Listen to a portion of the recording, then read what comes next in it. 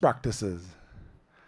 And it's my strong belief, not in agriculture only, but the digitalization or modernizing of anything. It would lie in finding that equilibrium between what can be deemed heritage and modernity. Modernity creating that relevance to the current space, but it's also sticking towards that heritage that will give it its roots and gravity. And that even that ignoring of what is, I would say, indigenous or the heritage of our agriculture, especially in the region here, it a lot of times creates that gap between the youth and the elder farmers then. Because the elder farmer end up seeing himself existing in this, in a weird space that he really not acquainted with at all. So I think the conversation needs to see more, uh, as we call it, a IP and a IT, merging and a balance of the both worlds, to foster that evolution. Thanks. Let me take one more from the room before I pass back to Dr. Trendoff. Any more comments or questions from the room? Okay, I have a colleague in the back. Afternoon, everyone. Colin Henry from Jamaica. Good afternoon, everyone. Colin Henry from Jamaica. I work with RADA, the largest extension service provider in the Caribbean. One of the things that we have been seeing in the accelerating digitalization of agriculture is costs. So what we think we need to do, we need to develop a task force within the CARICOM that could look in terms of developing special programs that farmers could utilize at a reasonable cost. I want that to be a key takeaway in terms of a task force. So let me ask Dr. Trendoff to respond to those comments, if he has any comments, and then we move on to the next session. Thanks.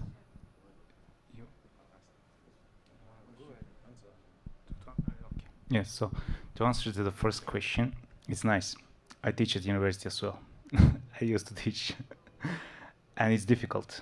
I was the first PhD student at my university, in the Hungarian National Agriculture University, on digital agriculture. So they didn't know what to do with me, so they were bringing professors even on board from online, from otherwise, because I was scholar and they have to provide. And that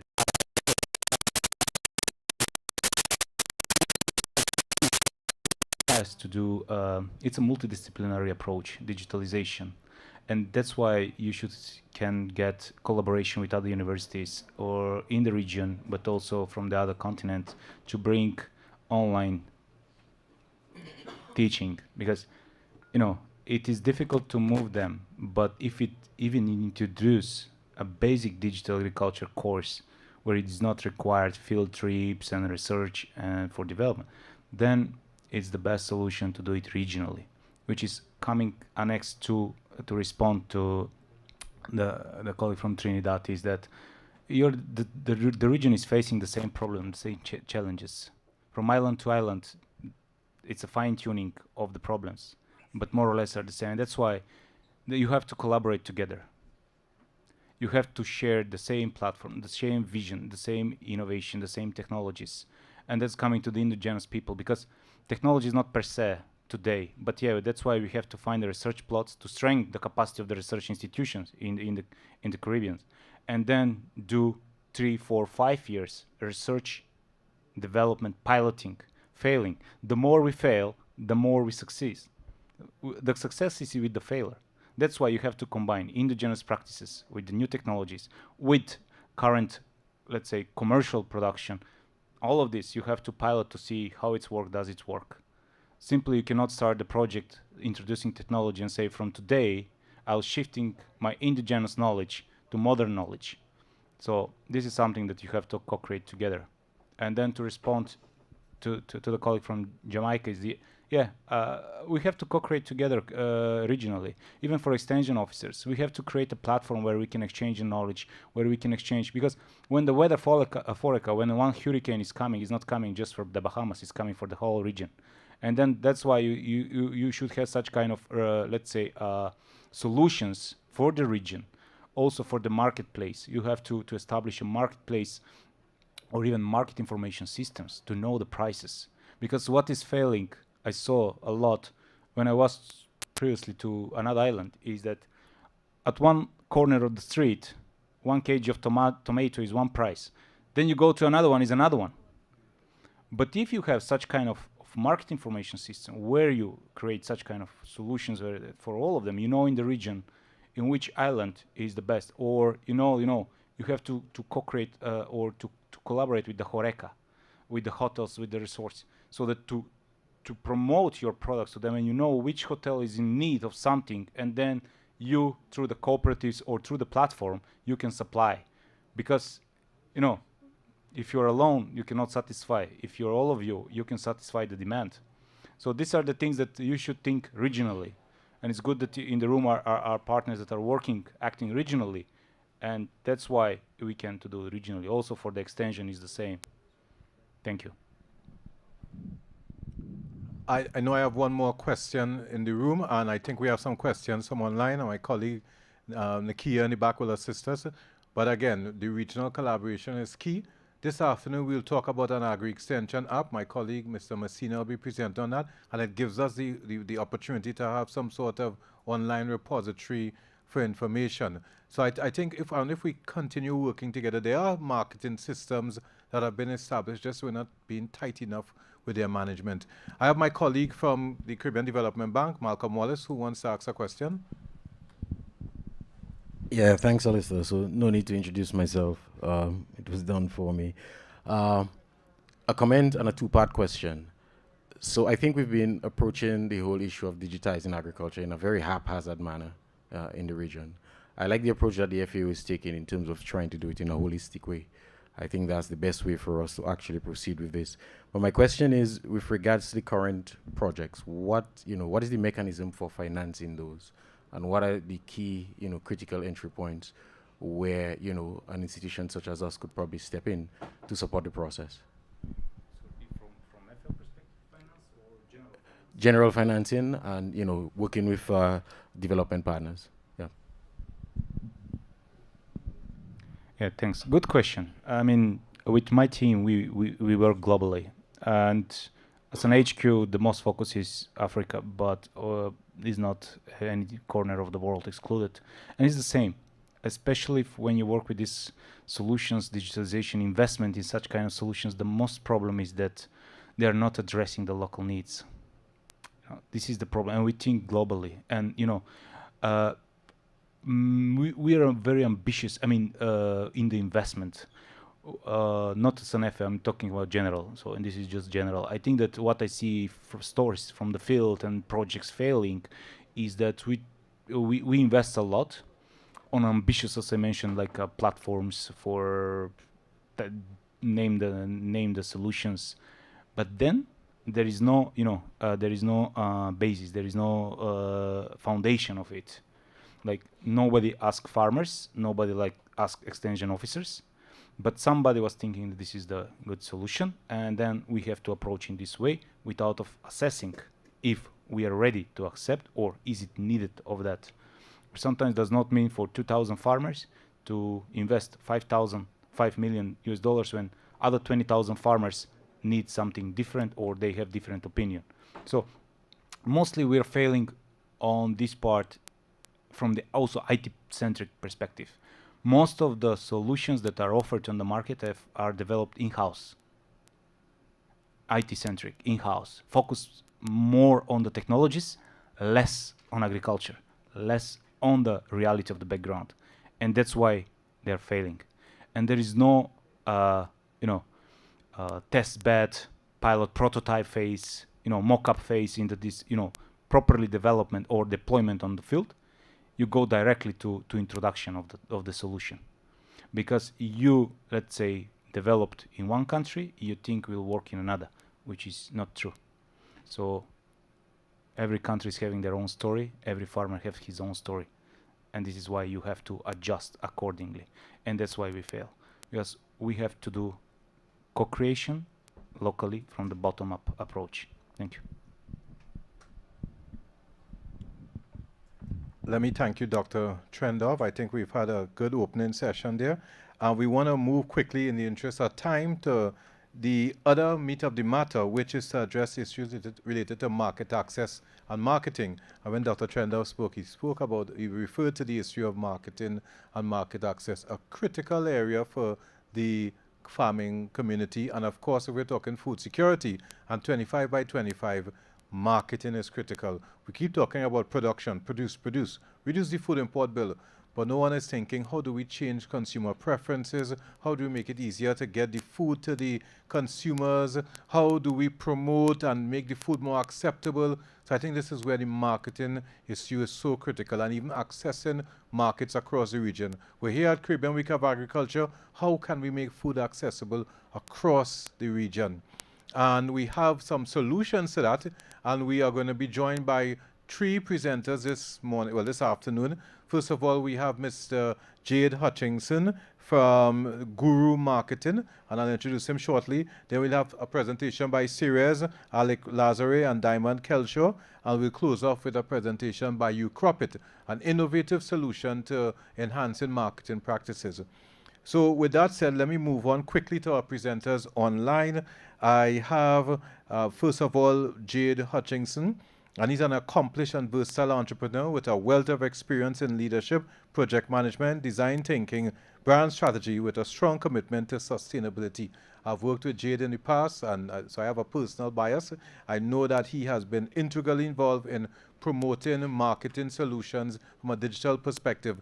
He has worked in the Middle East. He has also been part of the London 2012 Olympics, and he has a wealth of issues to share with us.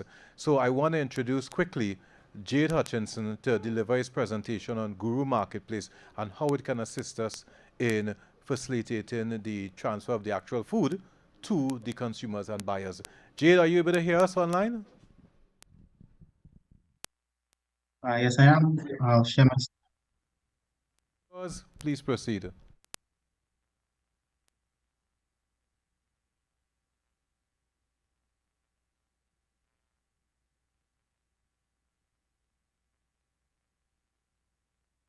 So, good afternoon, everyone. I'm Jade Hutchinson. I'm a guru. So, I always like to start by thanking my partners who've been supportive of us for the past year or so. So that would include ICA, CARDI, and the FAO. So we got started when the SLHTA, they asked us, how do we get food from the farm to the kitchen within 24 hours? Because what they were looking for was the freshest commodities that they could have. And I think the key was to start with the various stakeholders along the value chain, because that was as important to us to understand their challenges as it is for us to develop a solution that actually responds to the industry's needs. So we spoke to farmers, purchasers who were actually at the center of it all, but also looked at financial institutions, standards bodies, insurance companies, and other agencies. So agencies like ICA and FAO and CARDI were able to give us some technical knowledge beyond what we got from the farmers and the purchasers. What we found out was that there were lots of challenges across the value chain. One of the key issues included things like crop availability, understanding what commodities are needed, when they're needed, in what quantities, and to what specifications. So we had different buyers looking for different specifications of commodities. Typical example, supermarkets are looking for better looking commodities because they go on shelves, whereas hotels care less about the look of the commodities, but certain varieties which complement the flavors that they're trying to create for the meals. But also you realize that there are lots of inefficiencies within the procurement process. So I sat down with one of our purchasers and just observed this process. And you realize that they were on the phone 24/7, and the amount of time that that worker had to put into answering calls, just trying to find out where different commodities would come from, they lost a lot of time in the actual day-to-day work. So there was very inefficient procurement process. So with Guru, what we do is, for the purchasing managers, we make it easier and cheaper to help them find the commodities that they're looking for. Whereas for farmers, what we try to give them is the information as to what to plant and when to meet demand. Our solution is what we call an online procurement management platform with the ability to do trading. So we trend data from purchasers to understand what that demand is. So we ask them to enter their long-term demand so we can therefore provide that to the farmers. And the farmers use that to understand what scheduling they need to undertake to end up meeting that demand. So by tracking supply and demand, we can identify gaps so for farmers can therefore put their efforts into the right areas. Through that platform, we're also able to track all the transactions, all the payments, and we can use that to create records for the farmers. So we were able to create the records that the farmers can then take to the banks. We're also able to do negotiations directly through the platform. So if the commodities that you want to buy are, say, not to your liking, you can actually have that conversation with the farmer to be able to negotiate.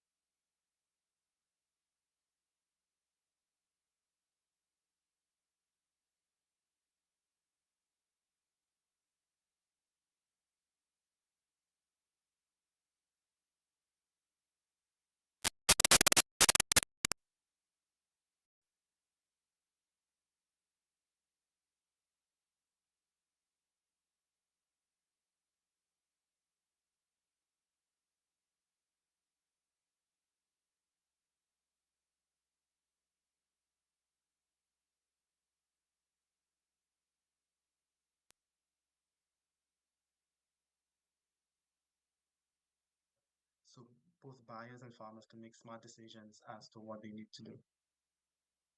And in the end, we're just helping build these relationships and build partnerships between the two. So to really understand where we fit within the market, we need to start by looking at what drives the sector. And that's really what we eat, what the shoppers buy in supermarkets, what the menus on the hotel, what's on the hotel menus and what we export. So that data is really held within the hotels, supermarkets, and consolidators. So what we're asking them to do is provide that information to us so we can share it with the farmer. And therefore the farmer can respond to that information to be able to supply the commodities when they need it. But that data we collect will also be very important because it can help with the and provide government with insights that both for policies and to support purchases and to support all the imports and exports that are needed. So we can, for example, decide when we give licenses for imports but also using that data, we can understand some of the bottlenecks, some of the challenges that the producers actually face. So whether it's policy certification, but also training programs. What are the training programs we need to work on to support the production side of this sector? And that also determines the sort of inputs that we require, whether it be seeds, chemical inputs, technologies. What are the technologies and seeds and inputs that we require to be able to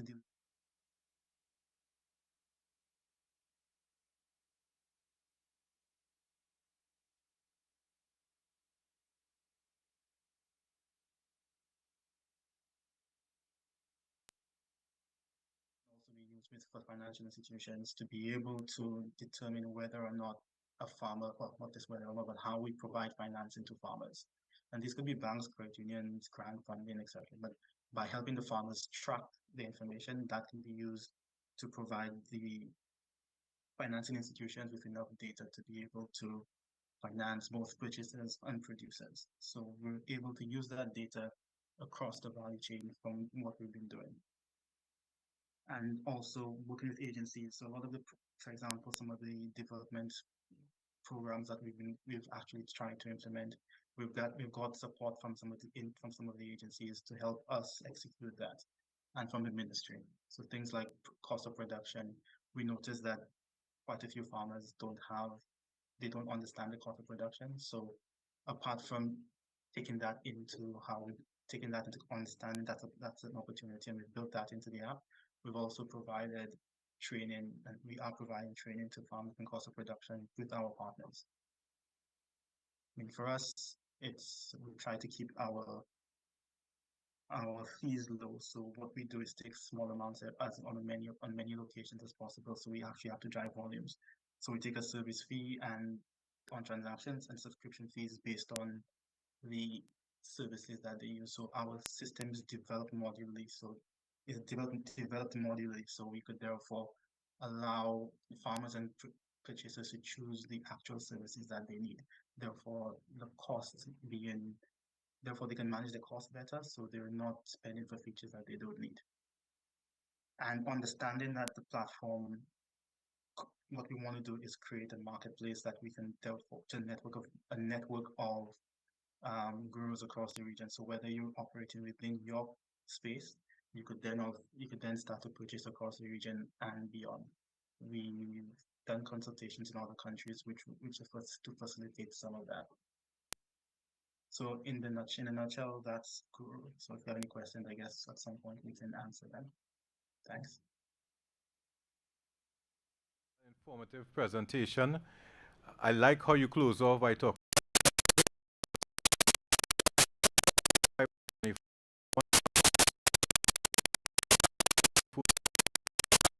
food import bill. We need to get goods moved.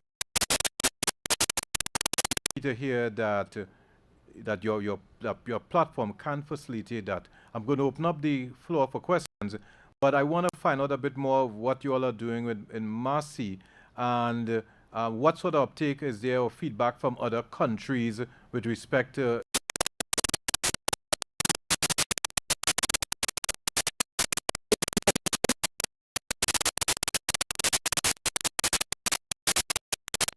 are we muted here?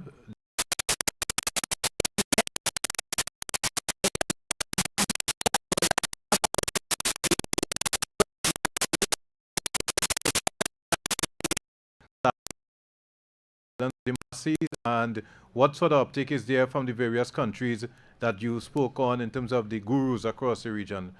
And after that, I'll open up to the audience, and both online and in person. So yeah, so we've done a pilot with Marcy, and we're just waiting for them to determine how they're going to move forward.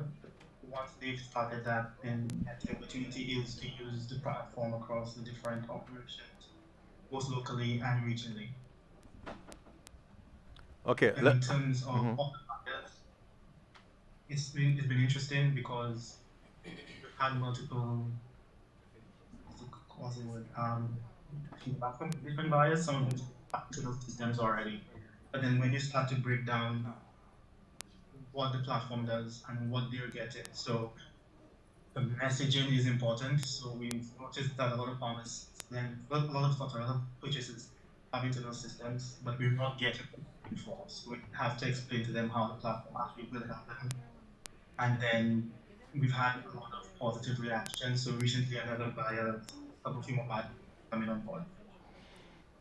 I want to thank you for that, Jade. I'll open up to the floor, and we need to find some way to promote these technologies across the region. That when we leave a space like this, there's an opportunity to get more information and to really study the applications a bit more. So I think one of the takeaways out of this session, besides having a regional task force, as the colleague from Jamaica said, some sort of repository where we can go and get information on agtechs and different solutions. I just want to throw that out there to some of our partners like CARDI, FAO, CDB, the EU delegation, USAID, etc. So again, colleagues in the room, any questions, and online as well? Let me start with in the room. Any questions or comments from the room? I see Malcolm has his hand up, and then we have Dr. Trendoff again. Yeah, thanks, Jade.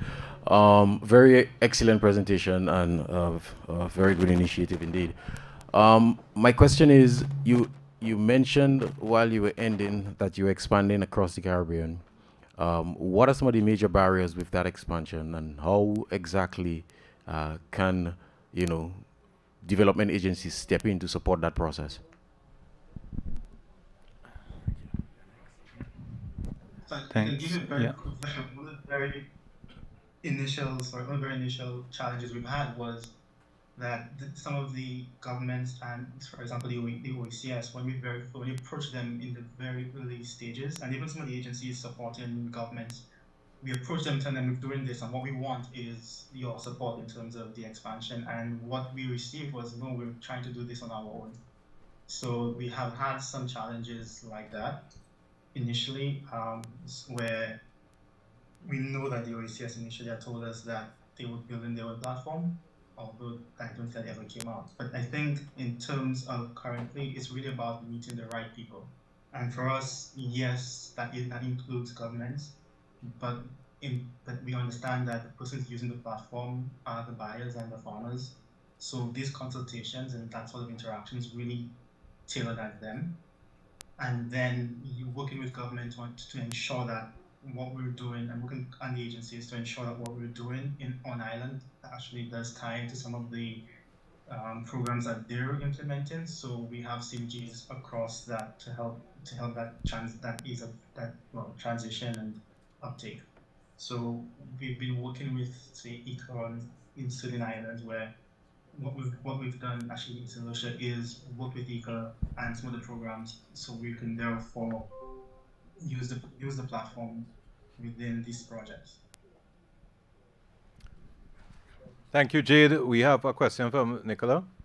Yeah, thanks a lot. My first question is, how many users do you have on the platform? How many registered farmers and purchasers you have on the platform?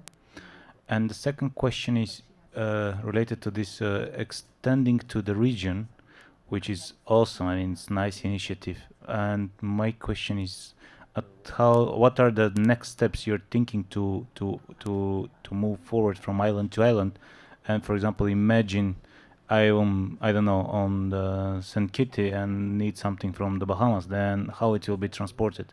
This is something that, are you thinking also on this transportation to include in this? How you're gonna match make the region? Thank you. Thanks for the question. Well, in terms of number of users, in St. Lucia, it's increasing. Over the last, what we've had, we do consultations with farmers, and then so we've had about 100 farmers just registering, and I think currently about five users, and that's increasing as more and more of them. Obviously, some of the challenges at the beginning is understanding that we have to do a lot of hand-holding in the beginning. So we know that we have to be out there working with the farmers and the buyers. But the response from the farmer side is, listen, wherever we can make money, wherever we can get that market, we're willing to work with it. We've had obviously different response from the buyers. Obviously, more companies who have more structure, they tend to look more towards the internal systems, which may or may not actually be the best for what we're trying to achieve, for what we're trying to achieve, for what they need to achieve. So being able to being able to secure the demand. So that's obviously from the user standpoint, that's where we are. And in terms of next steps, the way we usually approach it is work with partners and work with the partners that we have who do have connections within these other islands, so they'll help us meet the right people. And then we set up the consultations. So but what we've also done is set up projects which allow us to do in-country consultations, and therefore, as part of these projects, we use the application. So we do the training through these projects. But in the end, the key is not for us to it's not for us to get them to use. Well, yes, we want them to use the app, but the key for that is to show the farmers the value and the benefits of the solutions that we're implementing. So the projects are focused around the farmers benefiting, but the app is used there to supplement that. Jade, let me thank you for that. And I think this has been a very informative session. We want to invite you to stay on. Unfortunately, time is against us, and I understand another group is outside waiting, so we need to move on to the next two presentations. The next presentation is by series. It's going to be led by Alec Lazari and Diamond Kelshol.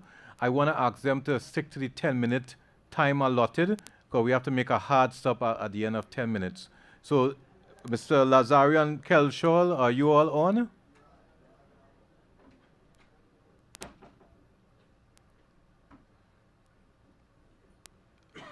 Alec and Diamond, are you all on?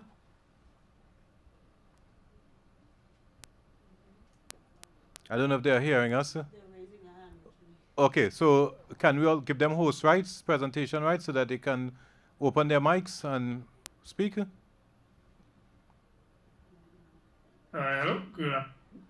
We are hearing you. I think there's a bit of a challenge. Can you speak again? Yes. Okay, great. Are you able to share your screen? Don't think so. Okay, let's give them host rights, please. Chris, in the back, can you all give them host rights that we can allow them to present?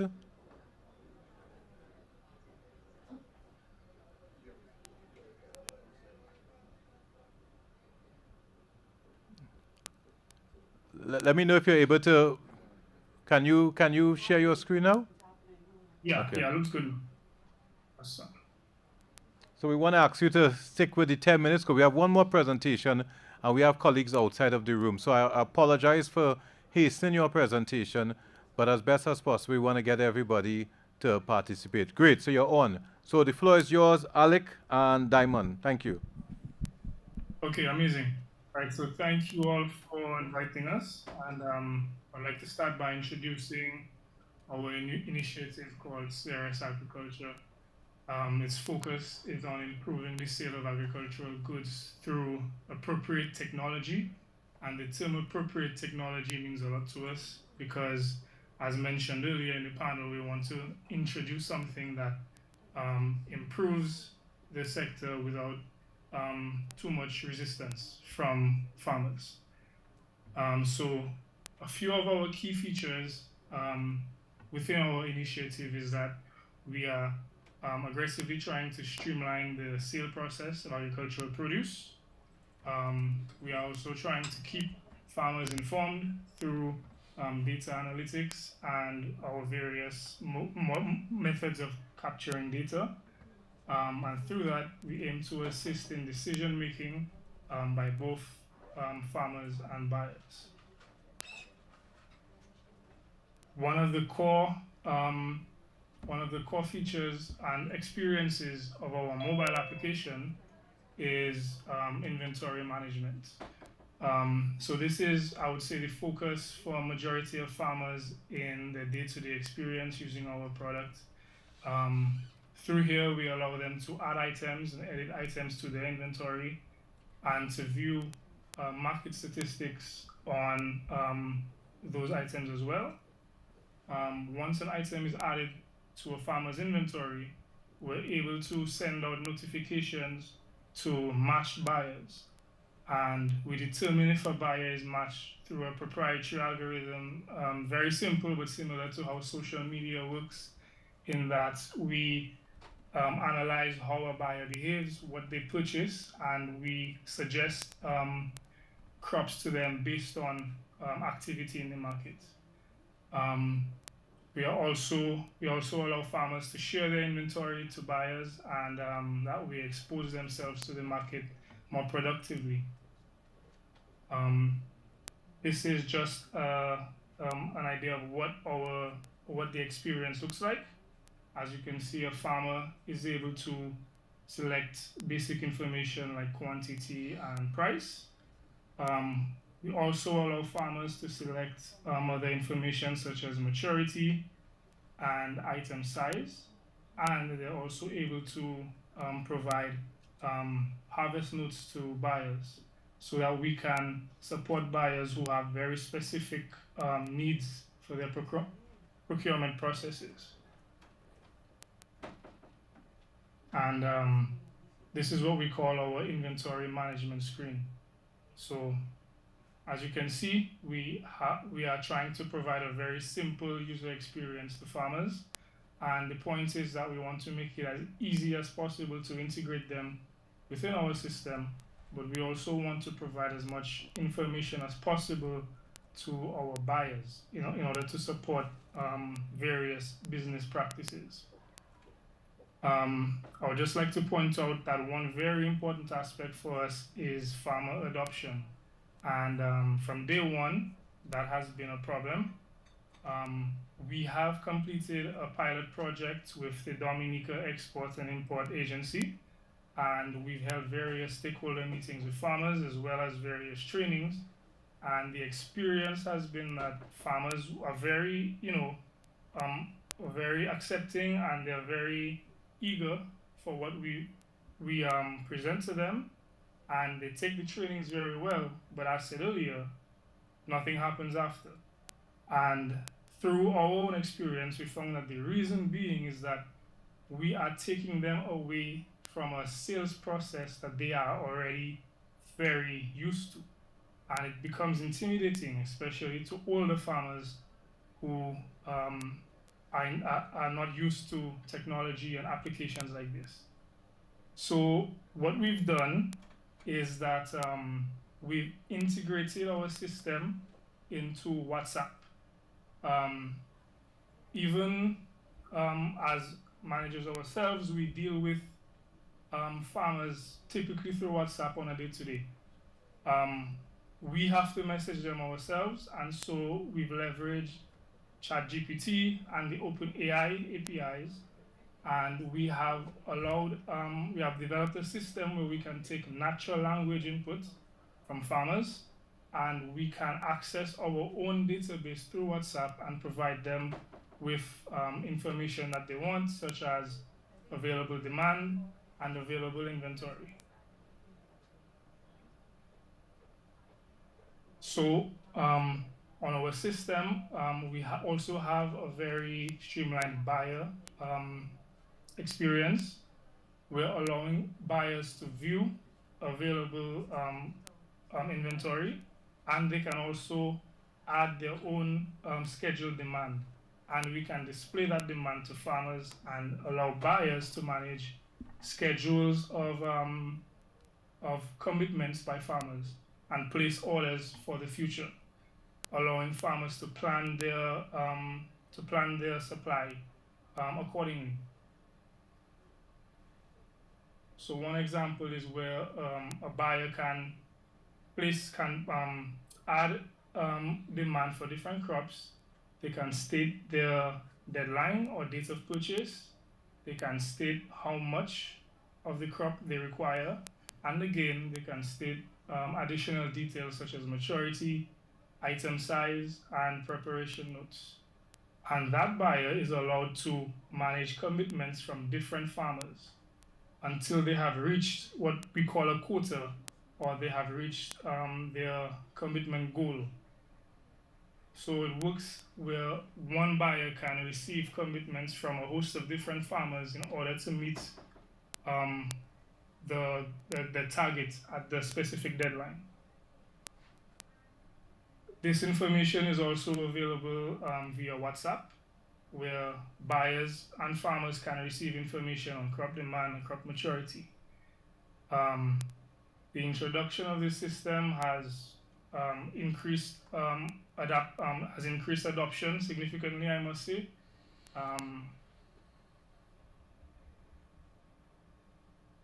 Right. So in addition to managing inventory and demand, we allow both parties to manage orders. We have used systems like Google Maps APIs to produce precise location to both buyers and farmers. We allow farmers to update the status of an order through our app, and we also produce PDF invoices and receipts to buyers for auditability, and so they can keep track of their records with a paperless solution. And we've also integrated an in-app chat where they can converse through our app. Okay, and this is an example of how a farmer is able to look at his previous orders and active orders at a specific time. Hi, Alec, you have 2 more minutes, and here please. we show the experience of a farmer receiving a new order, where they can see the buyer's precise location, they can see the crops in the order, and they are able to respond and accept or reject the order, and they can chat with the buyer as well. Alec, 2 more minutes, please. We've also integrated a review system into our order process, where buyers can leave reviews to farmers, and other buyers can view those reviews to get a sense of how the farmer does business. It's also a great way for farmers to improve their business practices, as that reflects on their profile and ultimately how many orders they will receive in a competitive market. Now, one important aspect of our system is that we use data sourcing, and we capture user events, and we are gradually adding newer ways for users to use that information. So currently we have a free-to-use analytics web app where you can access aggregated information based on orders completed or cancelled on our application. But the wealth of data that we are capturing has, where we think, infinite uses. And we are looking into more robust systems like data warehousing. Also, into our WhatsApp assistant, and feel free to take a look and send a message for either of those. So just to give you all a sense of where our focus is at. While Hi, Alec. Alec, I'll have to ask you to. Alec, I'll have to ask you to. Alec, I'll have to ask you to wrap up though, because we need to conclude at this point. Yeah, this is my last slide. Yeah, so we are continuing our efforts into utilizing systems that farmers already use, like WhatsApp. We are rolling out notifications via, in addition to push notifications to their cell phones, and we are also introducing more involved updates to WhatsApp, where farmers can manage their inventory strictly through WhatsApp instead of having to go in-app and manage that themselves. So thank you, and that wraps up my presentation. Alec, I want to thank you sincerely for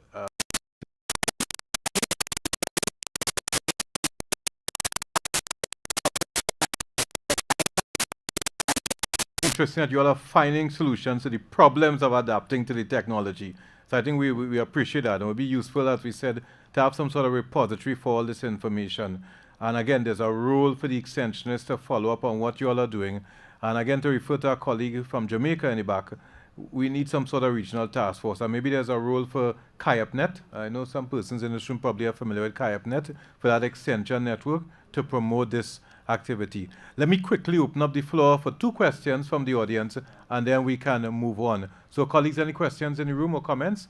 I see one hand is up already. Could you introduce yourself? No problem. Pleasant good afternoon to everyone.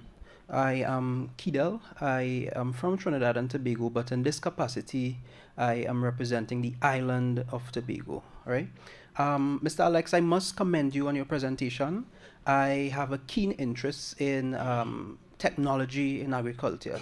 But one thing that we need to actually look at and to realize within the sphere of agriculture is that we have farmers and we have agribusinessmen.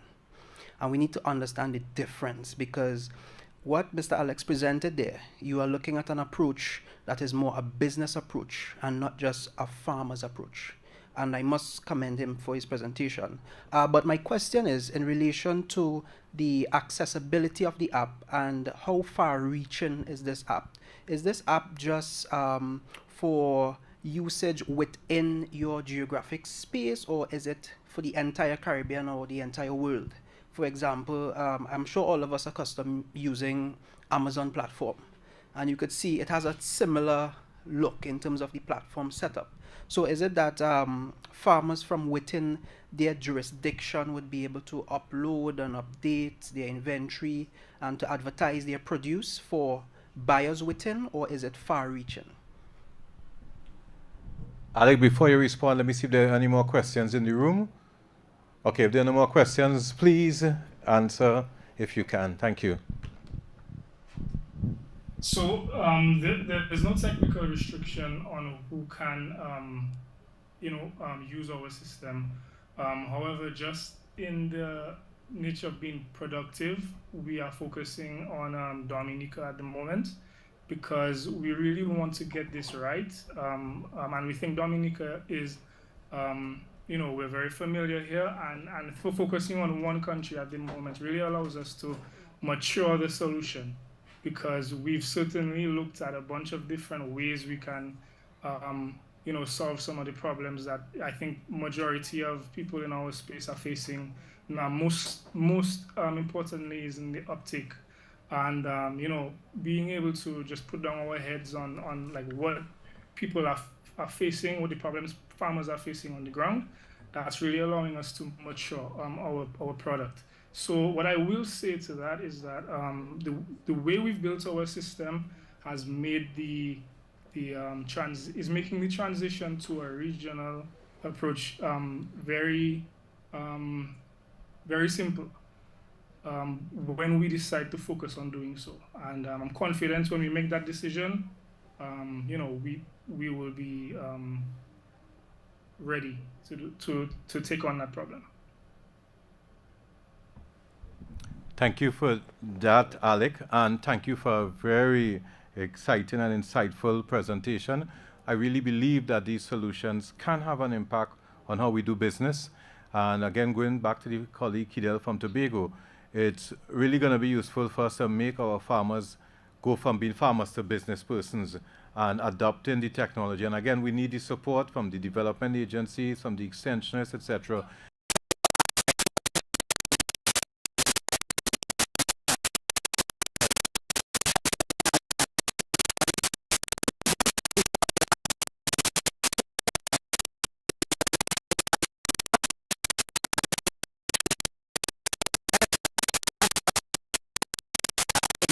And value for us here in the region. And UCropIT is going to be represented by Matthias O'Keefe, who's the co-founder and chief technical officer. And he has over 20 years of experience leading software development processes. He's passionate about using technology to transform businesses, particularly of a small-scale nature. And he has developed a strong background in building and iterating software products towards growth and success. He has a wealth of experience in the field, and he has worked as a proposals engineer at Motorola, where he designed the technical aspect of sales proposals for cellular and PCS systems in Latin America. And with his experience and expertise, he functions as the Chief Technical Officer at Ucropit, and he is leading their products and their platforms and ensures a consistent roadmap aligned to the business demands that are out there. So I don't want to continue talking about Matthias. I will leave him to speak about Ucropit and what they can do, and we look forward to this presentation. Matthias, I want to pass over to you. I'll ask you if you can try to stick within the 10-minute timeline so that we can get questions or are presented to you. Matthias, the floor is yours. I believe you can share your screen. Thank you. Great, Alistair. Thank you for the introduction. Can you all see my screen now? Yes, we can. We can. Yes. Great. Alistair, I think you need to mute your microphone. Okay, I think I should be muted. We funded Ucropit 4 years ago and started our first campaign with farmers around 3 years ago. We're looking to provide the tools and the pipelines to make sustainability happen in every farmer all around the world. So we're working in many different angles to achieve those goals. Right now, we have already traced 2.5 million hectares in Argentina, Paraguay, Uruguay, Ecuador, Colombia, Mexico, the US, and Australia. We have 755 farmers up to date, and we're already working with more than 60 corporate customers from many different angles. Like some of the customers that we have are here in the presentation. I'll explain a little bit. Well, this is the management team. Diego, CEO, Marcos in operations, and I'm CTO and managing the product team.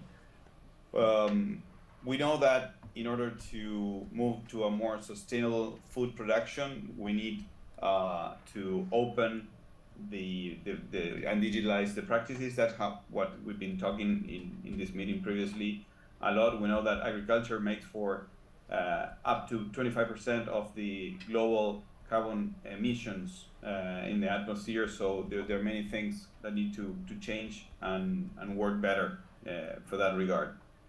At Ucropit, we're looking for a solution that tries to solve the data governance, monitoring of the field practices, and then the verification of those practices, and looking for ways to tie all the sustainable work that these growers are doing to actual rewards.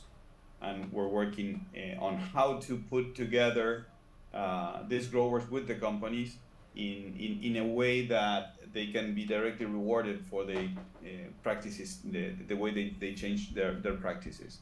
And then these companies that are being related to these growers need ways to showcase and tell their consumers and their clients all their achievements in the farms, so all this process makes sense from end to end. So the first thing that we do is we onboard growers in the platform where they provide their information, they provide their farms, the grow where they're seeding their crops, and they give us the rights for the information.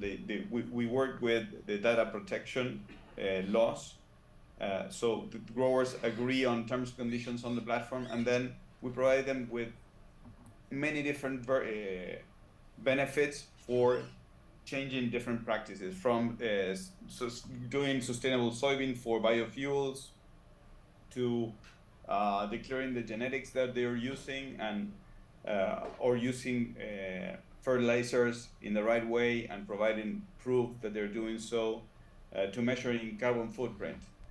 For each of these different benefits that we're providing the growers in the platform, growers would read the benefits, they would read what they would be paid for if companies are paying in a per hectare basis, for instance.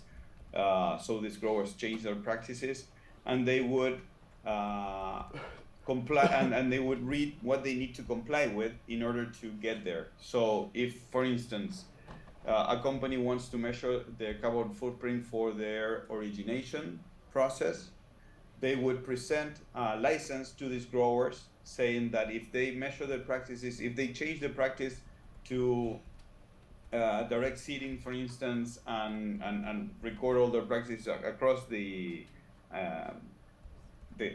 farm and their crop, they would get paid certain amount of money to calculate their carbon footprint. So we follow the growers and we follow the process of the growers and we assist these growers on the farm. But the important thing is once the grower agrees on these licenses, we move the data rights from the grower. The grower allows the data transfer to the end company. So the end company can then use it when they're claiming a certain KPI or measurement at the end of the process. So the first thing is we onboard growers, we let them sign license with companies that want to move their practices to a more sustainable practices. And then when we start measuring the full crop values life cycle, we start creating what we call the crop story. The crop story, it's the aggregated, it's a place where we aggregate all the information about the crop, and we present all the valuable KPIs that the companies would need to show to the world to showcase the progress they're doing and what kind of origination they're doing with their farmers.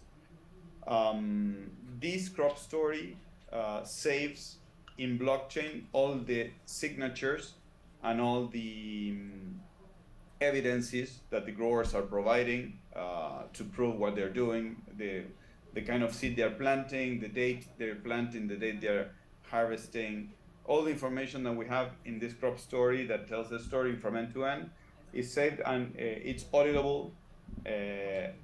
Each piece of information is auditable. The platform also allows for third-party certification companies, like here's an example with Control Union, allows them to look at these crop stories and certify that this grower has done specific practices. So this way we are lowering the cost for the growers to trace what they're doing. We're aiding them with a digital platform and a digital process, and we're giving the certifiers a way to be able to monitor and certify practices in a much broader scale.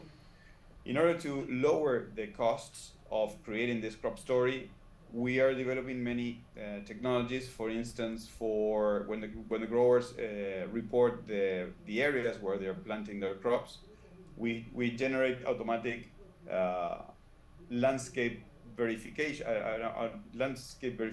process where we match these crops, these areas to non-deforestation areas, to bird protection areas, high biodiversity areas, humidal protection areas, and such. And all this process is done 100% using satellite imagery and machine learning to verify and validate the farms and where they're located and where these crops are coming from.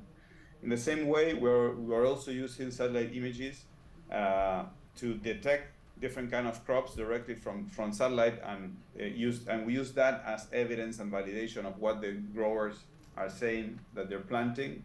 And we're also connecting our platform with many different field oracles, like machinery that is working on the farm, and we're downloading information from ERPs that some growers are using.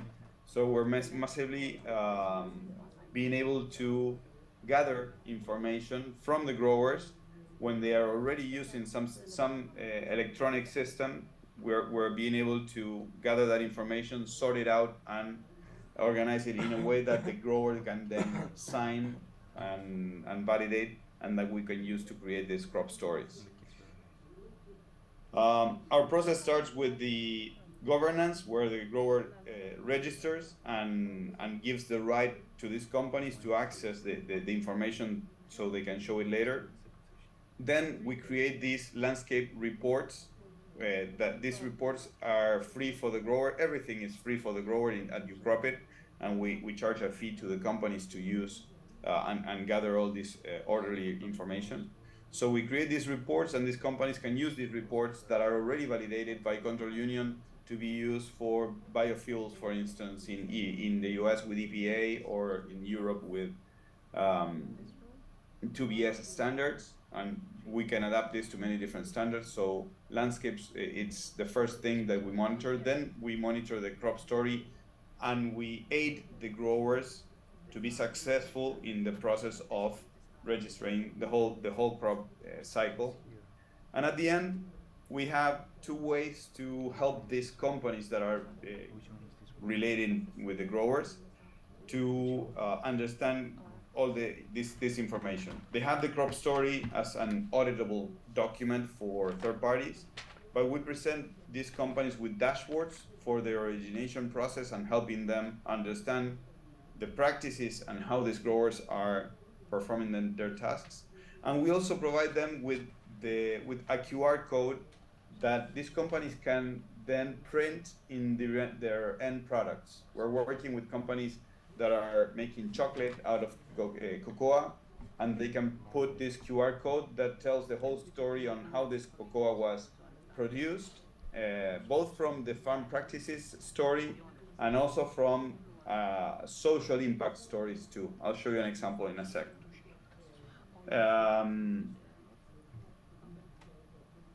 This is the business model. The whole model is free for farmers, so we're always aiding the farmers. We're always helping them gather and putting all the information together, and this is all for free.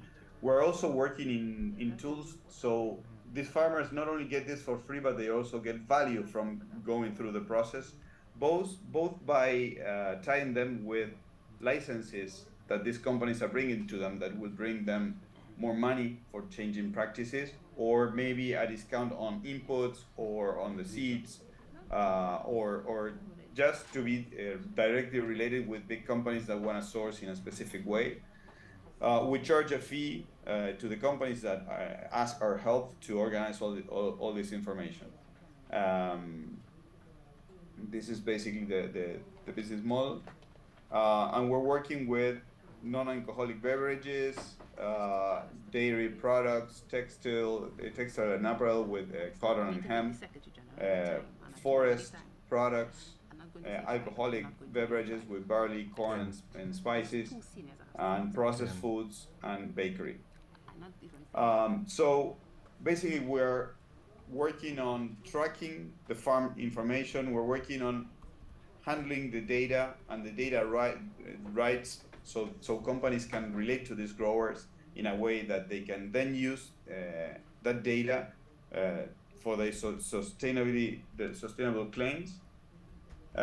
We provide evidence of all the data that is being measured, and we have a double validation system. Our team validates the information that is coming from the farmers to make sure that we have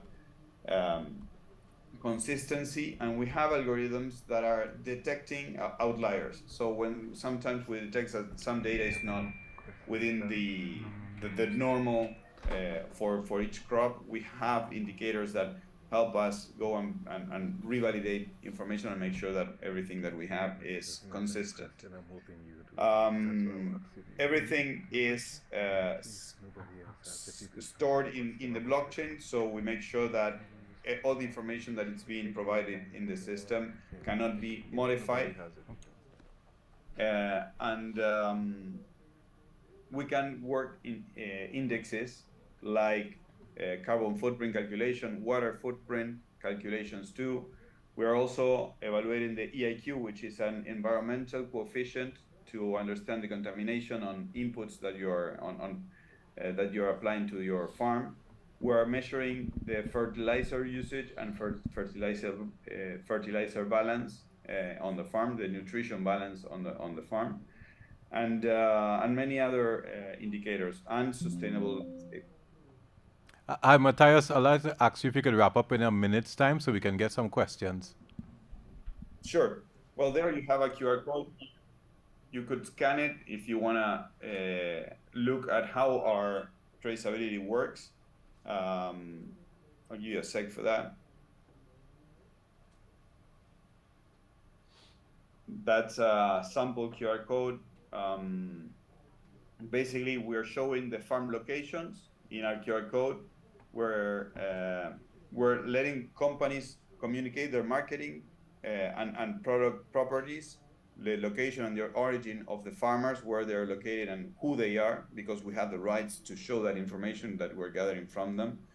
We have traceability information, so we know where it has been harvested, where it has been processed. With the QR code, the buying companies enter their own process for manufacturing or packaging, everything that happens after the crop. So they can also tell if they are using renewable energy or other achievements on sustainability, and they can show it and certify it in blockchain here at UCropID. Sustainable landscape is also part of the QR code that you can tell you tell the story to the consumers, EIQ, carbon footprint. And well, we support farmers to develop agricultural sustainability practices. We provide one digital solution for sustainability. We're building the infrastructure for sustainability. We already raised almost $10 million in the last 4 years to build this infrastructure. And now we're in a process to scale this and apply it to across the world. We're mostly focused in Americas this year. We have clients in Australia and Europe, but we're focusing commercially in all Americas, from south to north, and we expect to start focusing more on other continents next year. I don't know if you have questions. Matthias, I want to thank you for this. This has been really useful, and it's a potential game changer for producers, particularly companies that want to access overseas markets, North America and Europe. Sir, maybe you're in mute. Yeah, I was saying this has been very useful. It's very informative. It's a potential game changer, particularly for businesses that want to access overseas markets, and I'm thinking North America, Europe, etc., and even the more mature markets within the region. The opportunity to tell a story is so important in marketing today. Consumers want to understand what the business is doing. There's the whole issue of traceability, which adds value to what businesses are doing. I think it's informative, and the security of the information being built on a blockchain platform is useful for us to understand. And the fact that farmers have access to this information and that the actual businesses will be the ones charge a fee, I think that's a key takeaway for us. So I want to thank you, UCropID, and open up the floor for 2 to 3 questions before we close off today. So any questions? I see one of my colleagues in the back from the CARICOM Secretariat shaking her head. I hope she's not shaking to tell us hurry up, but rather she has a question. Okay, so any other questions? Any questions from the audience?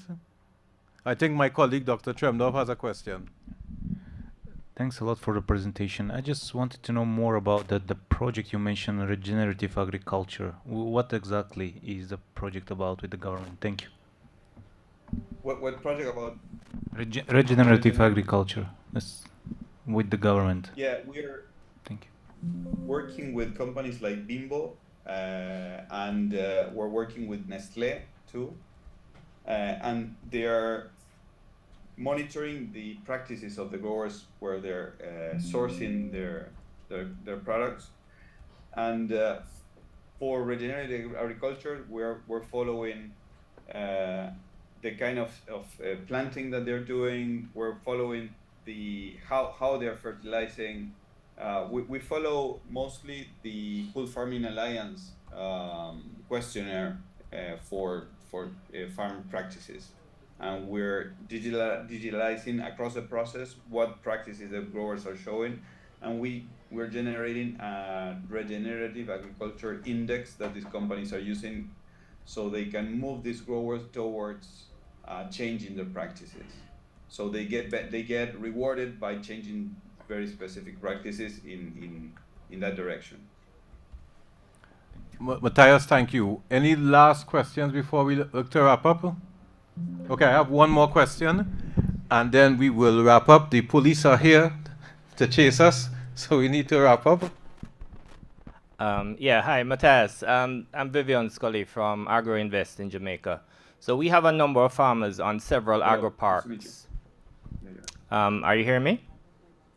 Yes, I can hear you. Yeah, we have over 600 farmers on about 8 agro parks in Jamaica, and I'm wondering if this application could be leveraged across our industry there, with us facilitating the use of it.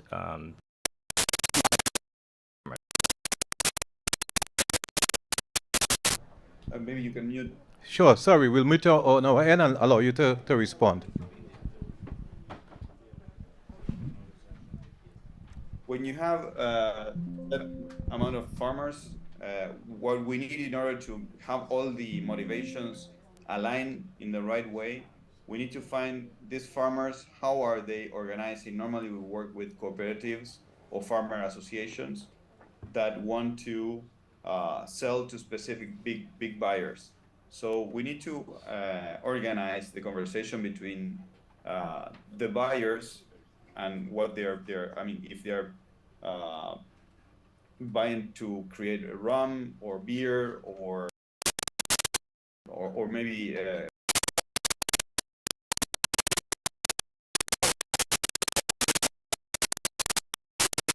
what these growers are doing, and we help the whole value chain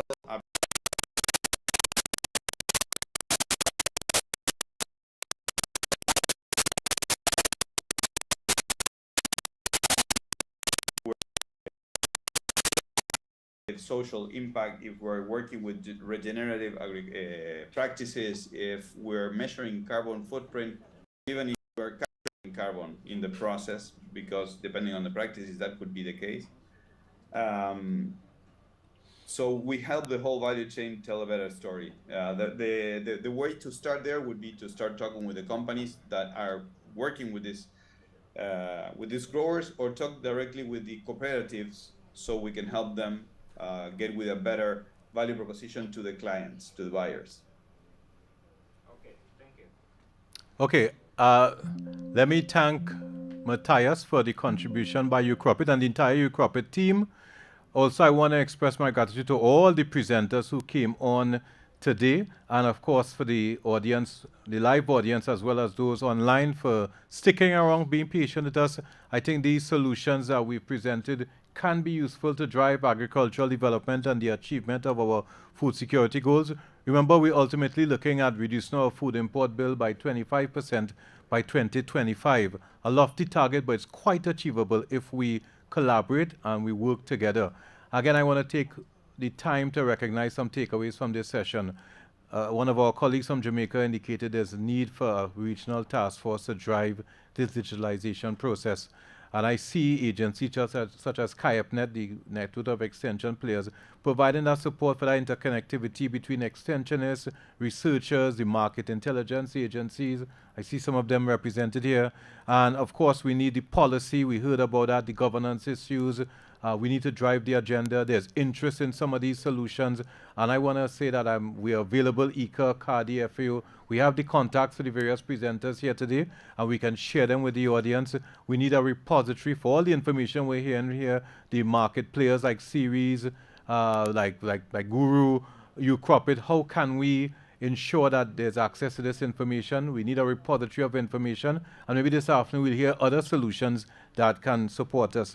As we break, I want to thank you all again and invite you all to come back in about 2.5 hours, where we'll be talking further on the digital and spatial solutions to this time look at enhancing agricultural productivity.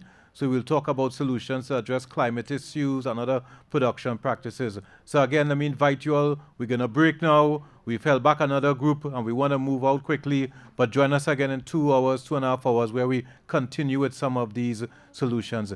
Thank you again, colleagues, and have a fantastic afternoon.